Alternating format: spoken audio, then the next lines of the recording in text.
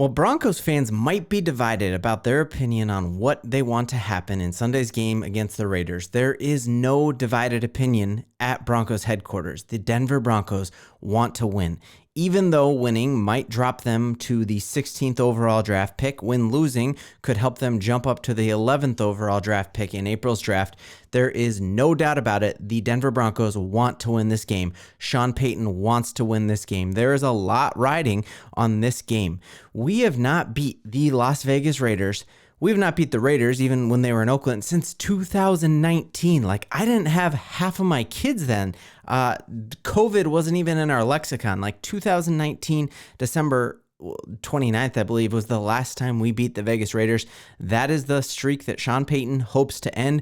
We haven't ended the season on a winning record in so long. That's another streak Sean Payton hopes to end, and I think he's going to do it, and we got some great news that points to that. So the great news that we got is we know last week we were trying to evaluate, can Stidham run this offense? And we know there was a huge caveat that was given in that he played pretty well. I think I would give him like a B, a C+, B- range grade, but he was playing without a Pro Bowl receiver in Marvin Mims and his number one receiver in Courtland Sutton, who has 10 touchdowns. And he was playing, the Chargers had just gotten back an incredible safety. And so the great news is that both Mims and Courtland Sutton were full participants in practice today and are expected to play in Sunday's game. I think this speaks volumes to how big this game is. If there were any doubts about whether or not the Broncos wanted to win this game, you would shut those dudes down. You don't want to have something happen like happened with Bradley Chubb, where you tear your ACL at this point in the year. You're not only out the rest of the year for the Dolphins, he's now out all of next year and might be back in time for the playoffs. And so the biggest worry would be like Marvin Mims, who had a hurt hamstring, pulls it and goes all Greg Dulcich and not only misses the rest of this game, but misses all next year. That's really dangerous. But this game is crucial because it is against the Raiders, because pride is on the line for Sean Payton. He wants to break another streak. He also needs to see, can Stidham run this offense? Can we bench Russell Wilson? All reports are showing that irregardless of how Stidham plays, the Russell Wilson days are done. And I don't say that in a way that is, I think a lot of people in the comments have said, like, you don't like Russ. I loved Russell Wilson. Like, no one was more excited about Russell Wilson coming to the Broncos than I was. I always prioritize my team over any player. On the bookshelf right there, Tim Tebow, my all-time favorite athlete, my all-time favorite quarterback, and I loved him. But when the Broncos moved on from him, even though I loved Tim Tebow, my allegiance was with the Broncos over any individual player. So, like I said, we have not beat the Raiders since 2019, December 29th, 2019. So that's a huge game to do that. I also think it's like losing the first game of the season and kind of setting up this messed up trajectory where we really, if we make a couple field goals, if we make an extra point, we're in the playoffs right now against the Raiders, first game of the season. And so I think there's that revenge factor there in division, and finishing 4-2 in a AFC West that a lot of people think is the AFC is pretty good. And I think that would be a really cool thing. So why this game is so important? I think this game is so important because it is really the game to have a clear look at Jarrett Stidham. There will be no excuses to how Jarrett Stidham plays. He has now had a whole week in the playbook. He's now had a whole week knowing that he's the starter.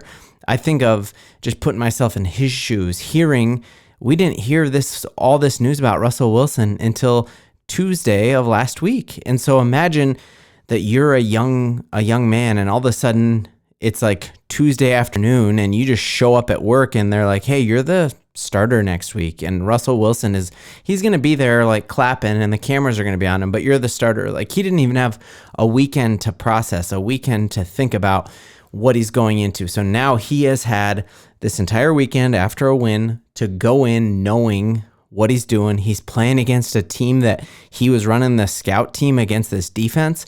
And now he is going in with Marvin Mims healthy and Cortland Sutton healthy. And I think those are huge. I think truly we're going to be able to see and compare how does Jarrett Stidham look against this this defense with all of his weapons. There aren't any huge injury caveats. They're not. The Raiders are peaking, and actually the Raiders are playing better now than they played the first game of the season.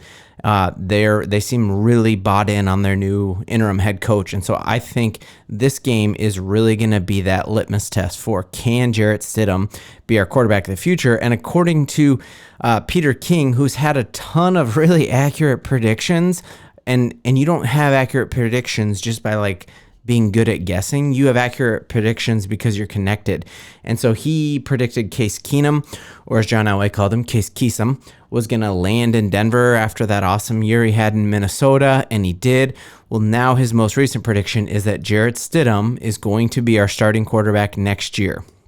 The big question is Jarrett Stidham the quarterback? Like, there's no quarterback controversy at camp. There's no competition. You guys remember when it was Trevor Siemian was in those like Paxton Lynch competitions, and people had like different shirts of like which quarterback they wanted to be the starter. Is Stidham going to be like the starter and there's no question about it? Or are we going to have a little quarterback battle between Stidham and a guy that we draft?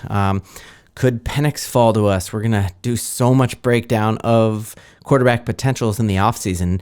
Now I really want to watch this game this week and see, do I think Stidham has what it takes, or do we need to look at a Jameis Winston? Do we need to look at, is there any way that a Kirk Cousins, we could make the deal work? All of that is up in the air at this point. So one of the reasons I really think that it is Jarrett Stidham or another person, and it's not Russell Wilson, and again, not saying that out of I'm happy about this, but I'm seeing the writing on the wall that Russell Wilson has done. So one of the really big sound bites that came out, we remember when Sean Payton said that Russell Wilson needs to stop kissing babies and he plays quarterback, he's not a politician.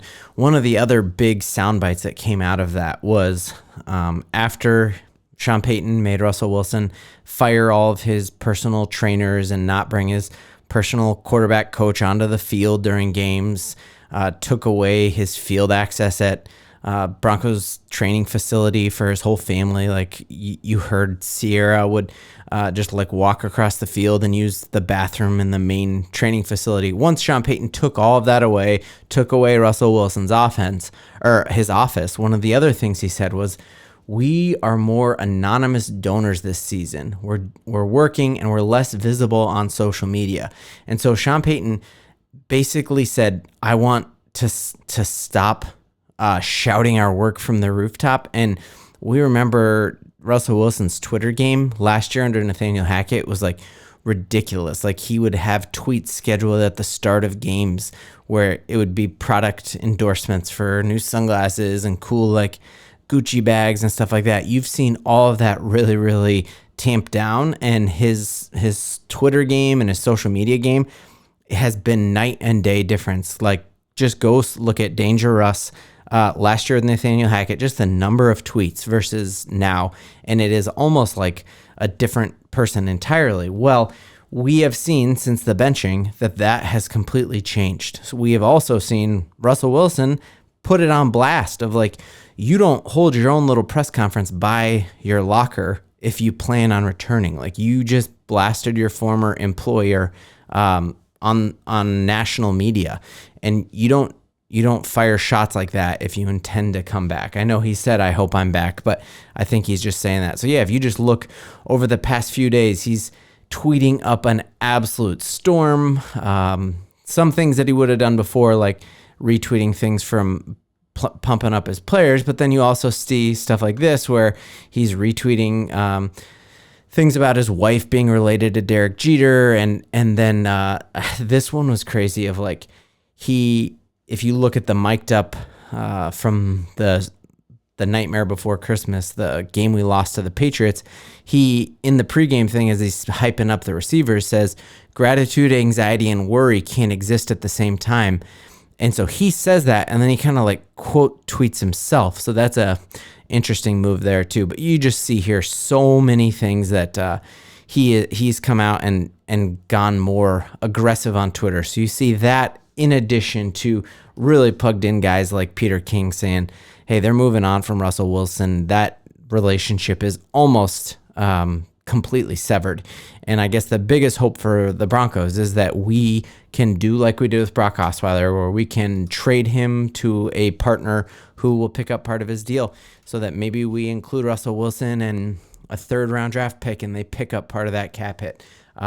Obviously, that's Russell Wilson's going to need to help us out and waive his no trade trade clause as well. But a lot to break down, but the Broncos are all in on beating the Raiders, and I'm here for it.